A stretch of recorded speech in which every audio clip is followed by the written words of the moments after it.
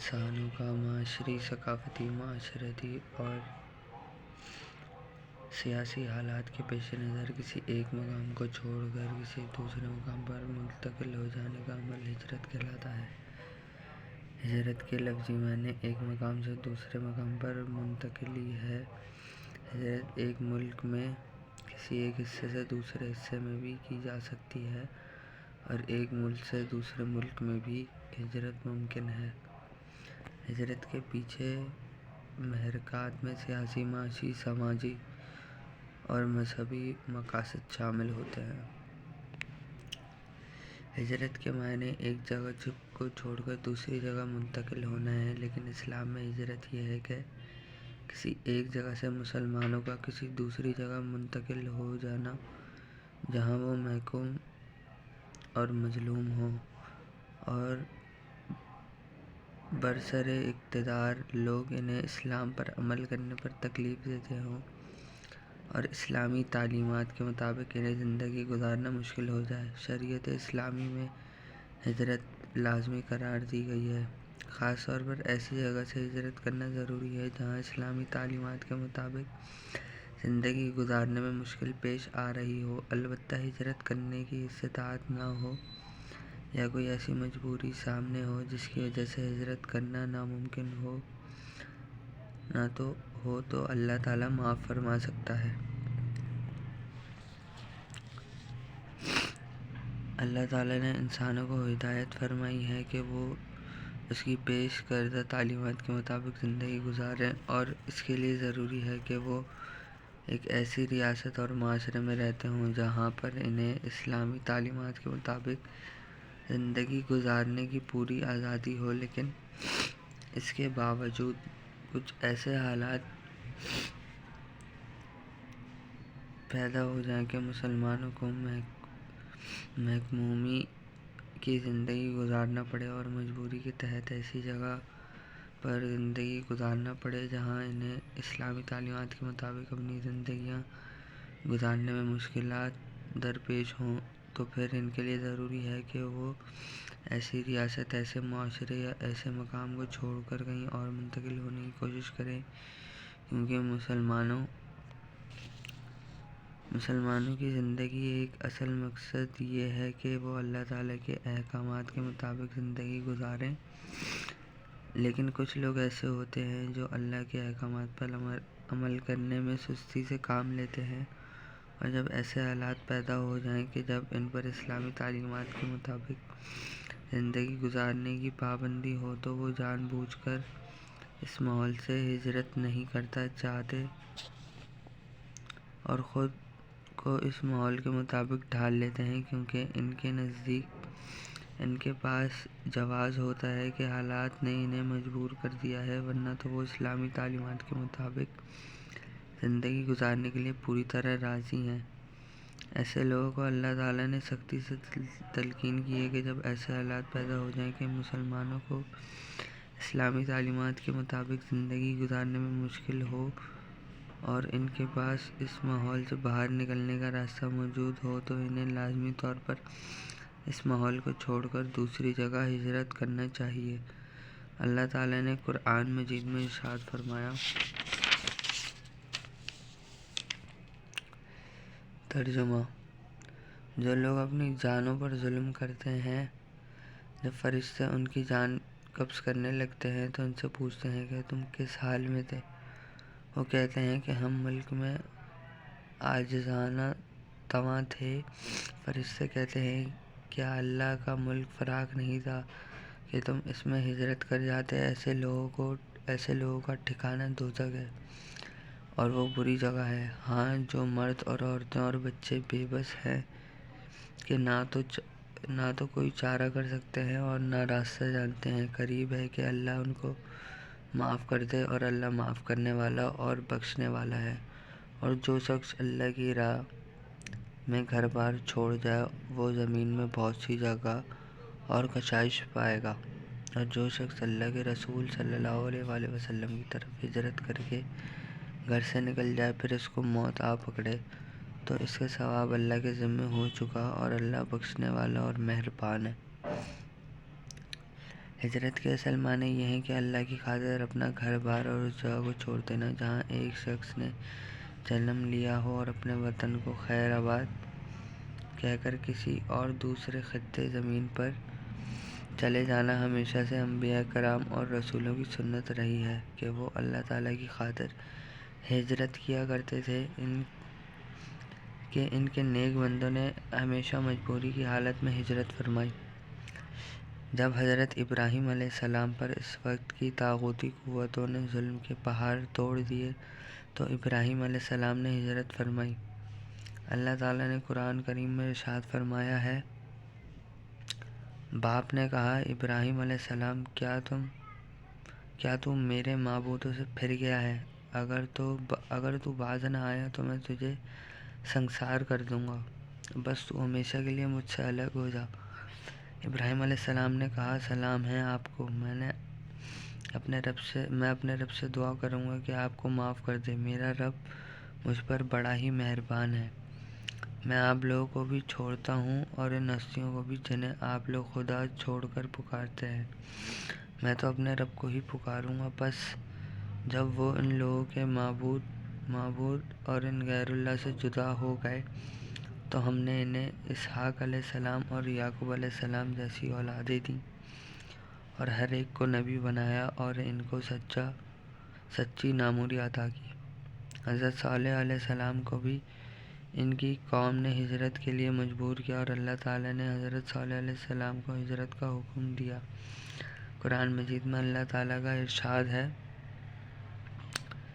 آخرکار جب فیصلے کا وقت آ گیا تو ہم نے اپنی رحمت سے صالح علیہ السلام کو اور ان لوگوں کو جو ان کے ساتھ ایمان لائے تھے بچا لیا اور اس دن رسوائی سے ان کو محفوظ رکھا۔ بے شک تمہارا رب ہی دراصل طاقتور اور بالادست ہے۔ رہے وہ لوگ جنہوں نے ظلم کیا تھا تو ایک سخت دھماکے نے ان کو دھر لیا اور وہ اپنی بستیوں سے اس طرح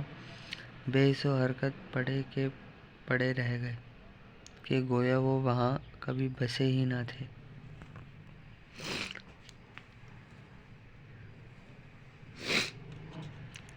جب فرعون کا ظلم و ستم حد سے بڑھ گیا اور اس نے سرکشی اور بغاوت کی حد کر دی تو اللہ تعالیٰ نے حضرت موسیٰ علیہ السلام کو مصر کی سرزمین سے ہجرت کر جانے کا حکم دیا۔ قرآن مجید میں اللہ تعالیٰ کا ارشاد ہے، ہم نے حضرت موسیٰ علیہ السلام پر وحی نازل کی، اب راتوں رات میرے بندوں کو لے کر نکل جاؤ اور ان کے لیے سمندر میں سے سوکھا رستہ بنا لو اور تمہیں کسی کے تعاقب کا ذرا بھی خوف نہ ہو اور نہ ہی سمندر کے بیچ میں گزرتے ہوئے ڈر محسوس ہو۔ مندرجہ بالا قرآنی آیت سے واضح ہوتا ہے کہ ہجرت کی ضرورت اس وقت پیش آتی ہے جب ظالم اور طاغوتی قوتیں حق و صداقت کو مٹانے کی کوشش کرتی ہیں اور انہیں حق و صداقت کے ساتھ زندگی گزارنے نہیں دیتی۔ جب ان ظالموں کو ظلم حد سے بڑھ جاتا ہے اور وہ حق و صداقت کو تسلیم کرنے کے لیے ذرا بھی تیار نہیں ہوتے تو اللہ تعالیٰ اپنے نیک بندوں کو وہاں ہجرت کر جانے کا حکم دیتا ہے۔ اگرچہ ہجرت کرنے والے لوگ اپنے خاندانوں سے دور ہو جاتے ہیں لیکن اللہ تعالیٰ کی جماعت کو وسیع کر دیتا ہے اور ان کو عزت سے سرفراز فرماتا ہے۔ ہجرت دراصل ظالم اور مظلوموں کے درمیان کا وقت ہوتا ہے، کیونکہ حق و صداقت پر عمل پیرا لوگوں کے ہجرت کر جانے کے بعد ظالموں کے لیے تباہی لازمی ہو جاتی ہے، اور حق و صداقت پر عمل پیرا لوگ جب کسی سرزمین کو چھوڑ کر کہیں اور چلے جاتے ہیں تو اللہ تعالیٰ نے انہیں کسی اور زمین کا وارث بنا دیتا ہے جہاں وہ اللہ تعالیٰ کے احکامات کے مطابق زندگی گزارنے کے قابل ہو جاتے ہیں۔ ہجرت سیاسی حالات کے پیش نظر بھی کی جاتی ہے، چونکہ اسلام کا اپنا ایک سیاسی نقطہ نظر ہے اور سیاسی فلسفہ ہے، اور اس میں ایک ریاست میں حکومت کی تشکیل اس بنیاد پر کی جاتی ہے کہ اسلامی تعلیمات کو معاشرے میں رائج کیا جائے اور لوگوں کی زندگی کو اسلام کے سنہری اصولوں کے مطابق ڈھالا جا سکے۔ اس لیے اگر مسلمان کسی ایسی ریاست میں زندگی گزار رہے ہوں جہاں کی حکومت اسلامی اصولوں کو ترویج نہ کرے، تو ان سیاسی حالات میں ایسی ریاست سے مسلمانوں کو ہجرت لازمی ہو جاتی ہے۔ معاشی حالات کے پیش نظر بھی ہجرت کرنا ضروری ہو جاتا ہے۔ اگر مسلمان ایسی جگہ محکوم ہو جائیں کہ جہاں اسلامی شریعت کے مطابق انہیں حلال روزی کمانے کے مواقع میسر نہ ہوں، تو ان کے لیے ضروری ہے کہ وہ وہاں سے ہجرت کریں اور کسی ایسی جگہ ہجرت کر جائیں جہاں وہ اللہ تعالیٰ کے احکامات کے مطابق اپنی معاشی ضروریات کو پورا کر سکیں۔ ہجرت اسلام کے زندہ و جاوید احکامات میں سے قیامت تک جاری و ساری رہنے والا عمل ہے۔ ایمان، دعوت، جہاد کے ساتھ ہجرت کا گہرا تعلق ہے۔ ہجرت امت مسلمہ کے لیے ایک قوت کا سرچشمہ ہے۔ یہ ایمان اور عقیدے کا جزو ہے۔ جب مسلمانوں کو زمین کے کسی کونے پر بھی کمزوری کا سامنا کرنا پڑا اور انہیں اسلامی تعلیمات کے مطابق زندگی گزارنے میں مشکل پیش آئی، تو اسلامی حکومت کی ذمہ داری ہے کہ وہ مسلمان کی مدد کرے، اور جب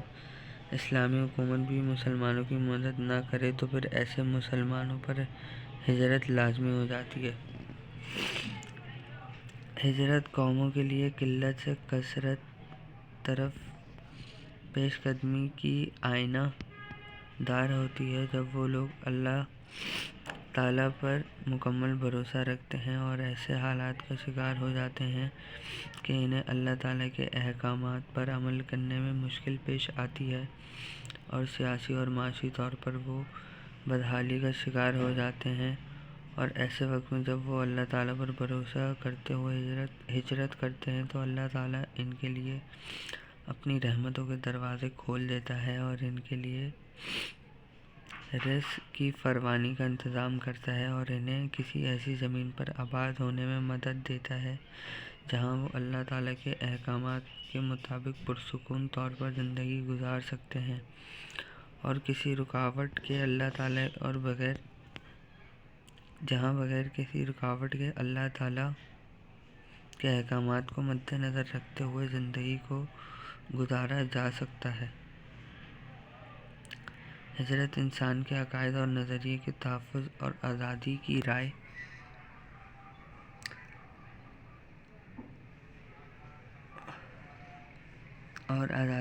کی فضا کو پروان چڑھانے کے عمل میں ایک مؤثر ذریعہ ہے۔ آزادی کی حفاظت اور عقیدے کی سلامتی ہر دور میں قوموں کے لیے بنیادی اہمیت کی حامل امور ہے۔ یہی وجہ ہے کہ ہجرت قربانی اور جانثاری کا فعل ہے۔ ہجرت اسلام کی تمدنی اور ثقافتی پہلو کا ایک اظہار ہے۔ اگر کہیں پر مسلمان کے لیے یہ ممکن نہ ہو کہ وہ اپنے سماج میں اسلام کی تمدنی اور ثقافتی پہلوؤں پر عمل کرنے کا موقع پاتے ہوں، تو وہاں سے ہجرت کر کے کسی ایسے مقام پر چلے جائیں جہاں وہ آزادی سے اپنے عقائد و نظریات کو تہذیب و تمدن کے سانچے میں ڈھالنے کے لیے اہل ہو سکیں۔